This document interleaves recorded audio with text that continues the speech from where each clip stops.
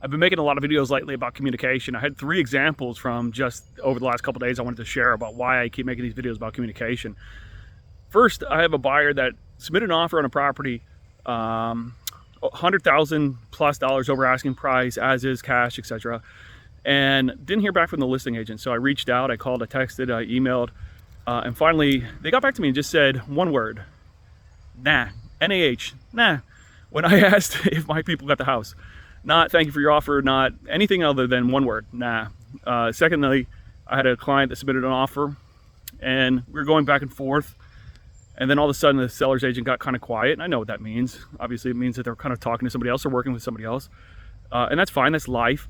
But then I found out ultimately that we didn't get the house because the MLS updated and showed that there was a different selling agent. And so that meant that my client was notified due to their alerts that the house went under contract before I was able to share with them that we didn't get the property. And that's because that seller's agent decided to not communicate that with me, not tell us that we didn't get the house, not provide any information whatsoever, just update the MLS. Lastly, I have an offer out this week. I submitted on Monday. I've not heard one thing from the seller's agent, not one.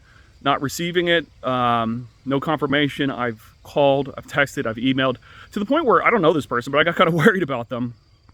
I looked them up on social media, and here they are at the beach, every day posting for the beach. And that's great. Look, we all are entitled to go on vacation. That's fine. But as an agent, if you're going to go on vacation, and I love vacations, I love going to the beach, etc., you either need to make sure that you have coverage available or that you are still communicating. You can't leave people without any communication for a week while you're gone, especially when you have house listings. You know, I don't know if that seller's aware of the offer that we made. I don't know anything. Why? Because they're not communicating at all. So agents, do better. Communicate. Even if your communication is, I don't have an update, at least at that point that other agent can go back to their client and say, I don't have another agent or another update for you, but they're being in touch with us. We know that the update is there is no update. That's fine. That's totally fine. And when you're hiring somebody to represent you, make sure that they communicate. They communicate with you. They communicate with other agents. They're keeping you in the loop. They have the ability to kind of let you know where you stand. Buying or selling a house is extremely stressful. It becomes 10x stressful, I think, in my opinion, when there's no communication, because then you don't know where you are in the process. You don't know what their expectations are. You don't know what's next.